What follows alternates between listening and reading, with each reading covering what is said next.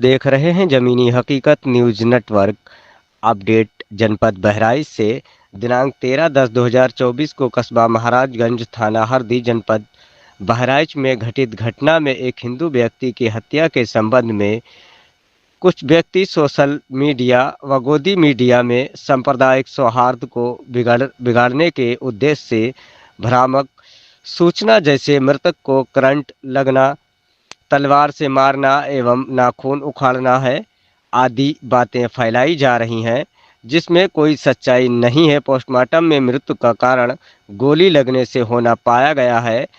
इस घटना में एक व्यक्ति के अतिरिक्त अन्य किसी भी की मृत्यु नहीं हुई है। अतः सभी से अनुरोध है कि सांप्रदायिक सौहार्द को बनाए रखने के लिए अफवाहें पर ध्यान न दें, भ्रामक सूचनाओं को प्रसारित न करें।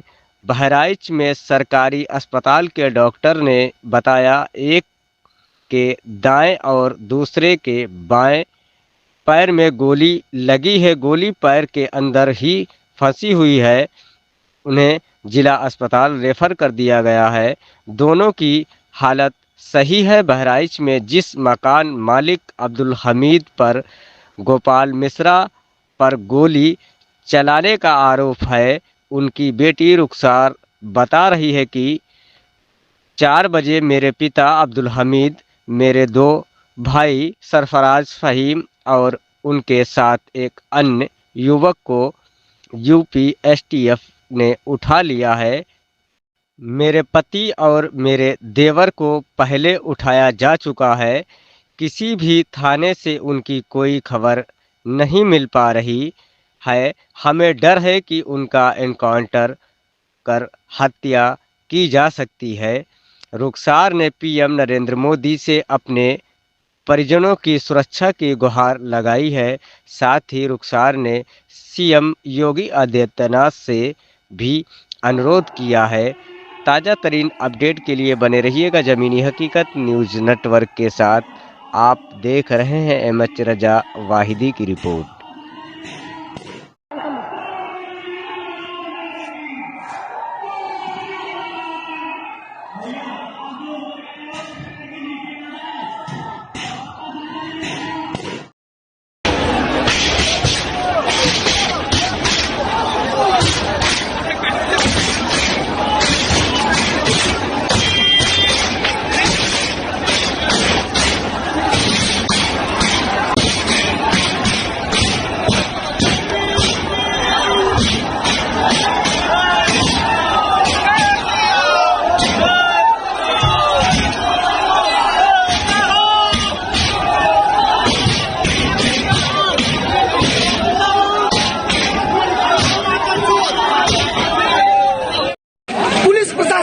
या नरेंद्र मोदी जी, अगर आपको हमसे दोबारा वोट चाहिए तो जिसका साथ उसका विकास करना होगा, अन्यथा आप भी सत्ता से बाहर जाएंगे। और ये चुनौती है आपको, ये बंद करिए सबका साथ सबका विकास।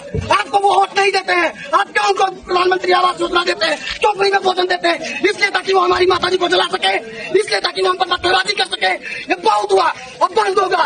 अगर इसका प्रतिकार नहीं हुआ तो 24 घंटे के अंदर वो होगा जो प्रशासन झेल भी नहीं पाएगा। ये वचन नहीं, श्री कृष्ण को साक्षी मान कर समझ लेगा पूरा हिंदू समाज। जय जय श्री राम।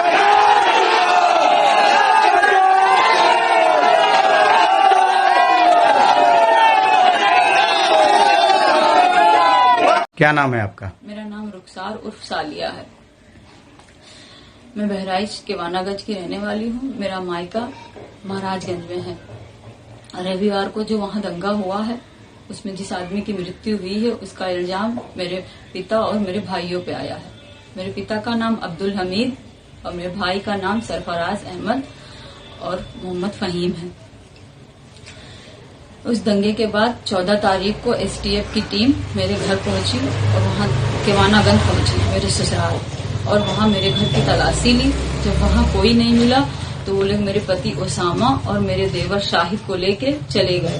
उसके बाद से उन लोगों का कोई अता पता नहीं चल रहा है।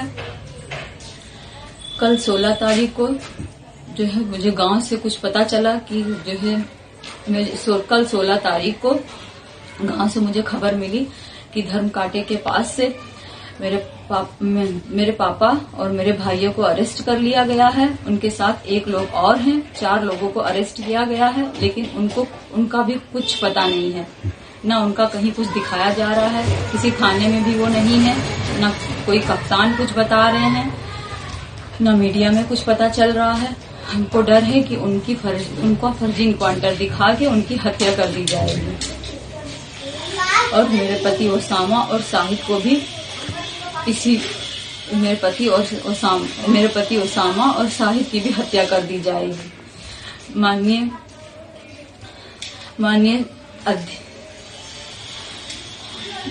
क्या निवेदन करना चाहेंगी आप?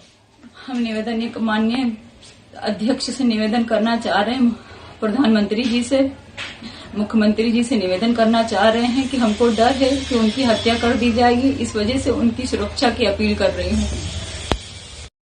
डॉक्टर साहब, क्या नाम था आरोपी और कहाँ गोली लगी है?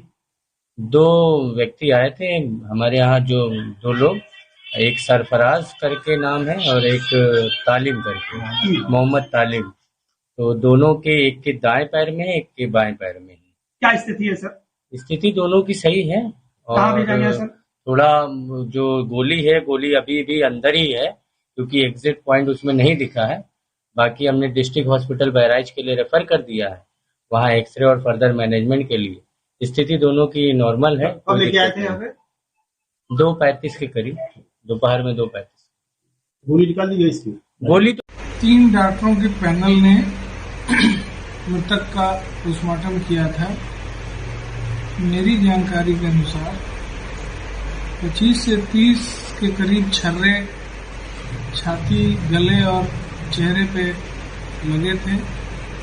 इन छर्रों के कारण अत्यधिक रक्तस्राव हुआ और उस रक्तस्राव के कारण उनकी डेथ हुई है। सुना सर, पैर के नाखून भी उजाड़े गए हैं, इसमें उजाड़ने का मामला है। सब बात सुनने के बाद दोनों अंगूठों के नाखून का जो मध्य भाग है वो डैमेज है। पूरा का पूरा नाखून नहीं डैमेज है, मध्य भाग डैमेज है और वो किसी चोट से हुआ है। बर्न भी आया है कुछ? संभवतः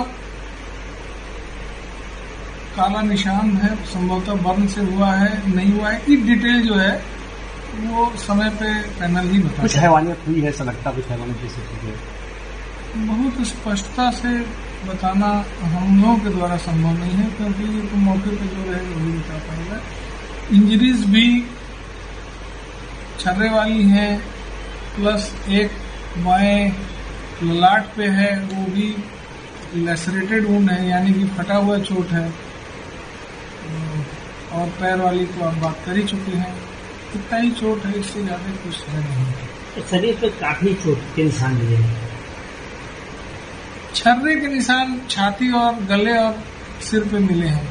पेट वगैरह और पीठ वगैरह इस तरह के जो हल्ला भ्रांति उड़ रही है वो सब गलत। यानी जो नाखून है तो उखड़े हुए मिले हैं बॉडी से। केवल पैर के अंगूठे का मध्य भाग का 1/3 नाखून के करीब डैमेज है, बाकी नाखून सलामत है। अब वो चोट से ही हुआ है, लेकिन अब वो किस तरह से हुआ है ये तो यहाँ बैठ के नहीं बता सकते। दोनों पैर के नाखून अंगूठे के डैमेज है, सबने देखा है। सर, मौत का स्पष्ट कारण क्या है? स्पष्ट कारण अत्यधिक ब्लीडिंग के कारण मौत हुई। उसके साथ पुलिस का मुठभेड़ हुआ है, क्या है ये पूरा मामला? जी, थाना हरदी के क्षेत्रांतर्गत महाराजगंज में जो 13/10 को एक बहुत दुखद और दुर्दांत घटना हुई थी, जिसमें एक युवक को गोली मार के हत्या कर दी गई थी, उसी के क्रम में हमारी टीम ग्राउंड पे काम कर रही थी। सभी अभियुक्तों की हमें तलाश थी, तो आज 5 मुख्य अभियुक्त पुलिस के कब्जे में आ गए हैं, जिनमें से 2 अभियुक्त जो हैं, जिनका नाम है मोहम्मद तालीम उर्फ सबलू और मोहम्मद सरफराज उर्फ रिंकू। इनकी निशानदेही पे पुलिस की टीम्स मर्डर वेपन की रिकवरी के लिए गई थी, जो कि इन्होंने नेपाल बॉर्डर के समीप नानपारा क्षेत्र में छुपा कर रखी हुई थी। और वहां पर जब गई तो जो डीवीबीएल गन मर्डर में उपयुक्त यूज हुई थी उसको लोडेड हालत में रखा गया था और एक और अवैध असला इनके द्वारा वहां पे छिपाया गया था और इनके द्वारा पुलिस पर फायरिंग की गई। आत्मरक्षा में की गई जवाबी फायरिंग में इन दोनों को भी गोली लगी है। ये घायल हुए हैं, इनको उपचार उपलब्ध पुलिस द्वारा करा दिया गया है और बाकी 3 अन्य मुख्य अभियुक्त भी अब्दुल हमीद और उनके पुत्र फाहीम तथा मोहम्मद अफजल, इनकी भी गिरफ्तारी हुई है और इनसे की गई पूछताछ के आधार पर जो अन्य अभियुक्तों की जानकारी हुई है उन पर भी निरंतर हमारी टीम्स काम कर रही है।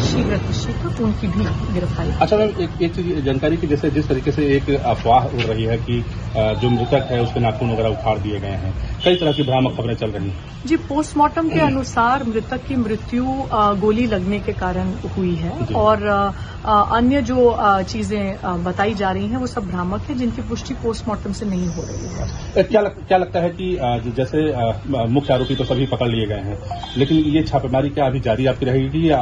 जी बिल्कुल जारी रहेगी। जैसे जैसे नए तथ्य आ रहे हैं, जो भी कोई लोग इसमें समर्थक प्रोत्साहक के रूप में या इसको पूरा प्लान करने में, इनको संरक्षण देने में संलिप्त पाए जाते हैं, सभी के खिलाफ ठोस कार्रवाई की जाएगी। इस घटना में संलिप्त सभी अभियुक्तों के खिलाफ रासुका के तहत एवं अन्य ठोस कार्रवाई जल्द ही अमल में लाएगी। कहाँ पर गोली लगी है इन लोगों को? जी अभी अस्पताल पहुंच रहे हैं, मौके पर पहुंच के फिर आगे की सूचना। Thank you.